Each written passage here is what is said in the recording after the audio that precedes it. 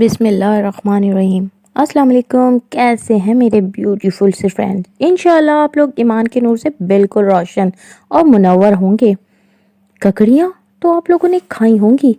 آپ کہیں گے جی ہاں کئی مرتبہ کھائی ہیں، تو بھائی ککڑیاں آج ہی نہیں، آج سے 1300 سال پہلے بھی بڑے شوق سے کھائی جاتی تھی، اور بچے تو انہیں بہت پسند کرتے تھے۔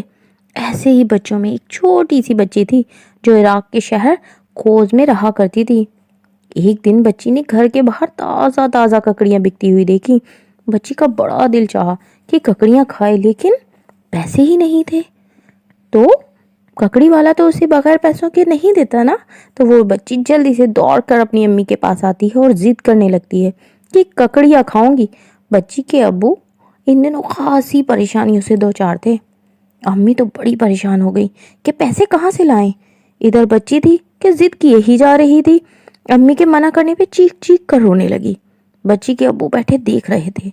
ان سے بچی کا رونا بالکل بھی نہیں دیکھا گیا، اور انہوں نے سوچا کہ چلو کہیں سے مدد مانگ لی جائے، کوئی تھوڑی بہت رقم دے دے تو گھر کے کھانے پینے کا کچھ سامان آ جائے گا اور بچی کو ککڑیاں بھی مل جائیں گی۔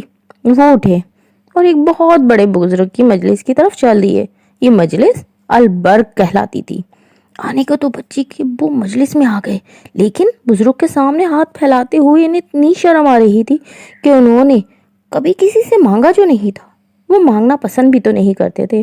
اور دوستوں، یہ بات صحیح بھی تو ہے، مانگنا تو بہت بری بات ہے، کسی کے آگے ہاتھ پھیلانا کوئی اچھی بات تو نہیں ہے۔ اللہ کے نیک بندے ضرورت پڑنے پر بھی کسی سے مانگتے ہوئے شرمندگی محسوس کرتے ہیں۔ تو بھائی بچی کے ابو کا بھی یہی حال تھا۔ وہ بار بار کچھ کہنے کا ارادہ کرتے پھر رک جاتے۔ آخر وہ مجلس سے اٹھے اور چلے گئے۔ بزرگ انہیں بہت غور سے دیکھ رہے تھے۔ وہ سمجھ گئے کہ شخص سخت ضرورت مند ہے، لیکن غیرت والا آدمی ہے، اس لیے کچھ کہتے ہوئے اسے شرمندگی محسوس ہو رہی ہے۔ بزرگ اپنی جگہ سے اٹھے اور بچی کے ابو کے پیچھے پیچھے چل دیے۔ بچی کے ابو اپنے مکان میں چلے گئے تو بزرگ ان کا مکان دیکھ کر واپس آ گئے۔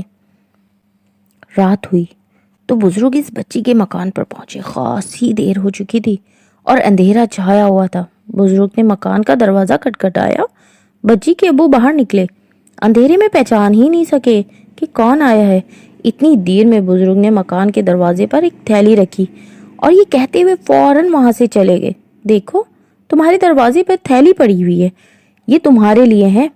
بچی کے ابو نے تھیلی اٹھا لی، لیکن سمجھ نہیں آیا کہ کون صاحب تھے جو یہ تھیلی لے کر چلے گئے ہیں۔ اندر جا کر تھیلی کھولی تو اندر 500 درہم تھے اور ایک پرچہ بھی رکھا ہوا تھا۔ پرچے پر لکھا ہوا تھا، ابو حنیفہ اس رقم کو لے کر آپ کے پاس آیا تھا، یہ رقم حلال ذریعے سے حاصل کی گئی ہے۔ پیارے سے دوستوں، کچھ سمجھے آپ؟ ابو حنیفہ کون تھے؟ یہ مسلمانوں کے فقہ کے مشہور امام ابو حنیفہ رحمۃ اللہ علیہ تھے، جن کے امام عظیم بھی کہا جاتا ہے۔ آپ نے دیکھا کہ امام صاحب نے کتنے چپکے سے بچی کے ابو کی مدد فرمائی۔ آپ نے ایسا اس لیے کیا کہ اگر دوسرے آپ کی اس نیک عمل کو دیکھتے تو واہ واہ کرنے لگتے، لیکن اس طرح آپ کی نیکی کا ثواب ضائع ہو جانے کا خطرہ تھا۔ ہمارے پیارے رسول صلی اللہ علیہ وسلم نے فرمایا کہ کوئی شخص اگر نیک کام دوسروں کو دکھانے کے لیے کرتا ہے تو اس کا ثواب ضائع ہو جاتا ہے، بلکہ اس شخص کو ریاکاری کا گناہ بھی الگ سے مل جاتا ہے۔ انشاءاللہ میرے خوبصورت سے فرینڈ کو اس خوبصورت بات پسند آئی ہوگی اور سمجھ گئے ہوں گے۔ اور ہاں، چلے آئیں آج مل کر ہم لوگ یہ عہد کرتے ہیں کہ جب بھی نیکی کریں گے تو صرف اور صرف نیکی کی نیت سے کریں گے، نہ کہ لوگوں کی واہ واہ کے لیے۔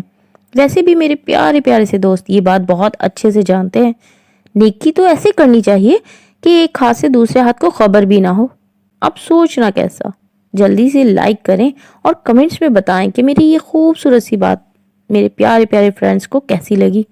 اور نیو فرینڈز چینل کو سبسکرائب کر کے جلدی سے کمنٹس میں مجھے بھی بتائیں کہ آپ لوگوں کو کیسی لگی، اور آپ لوگ جلدی سے بیل کے آئیکن کو پریس کرنا بالکل بھی نہ بھولنا، کیونکہ ایسی خوبصورت سی باتیں آپ کبھی بھی مس تو نہیں کرنا چاہیں گے نا۔ انشاءاللہ آپ لوگوں سے بہت جلد پھر ملوں گی۔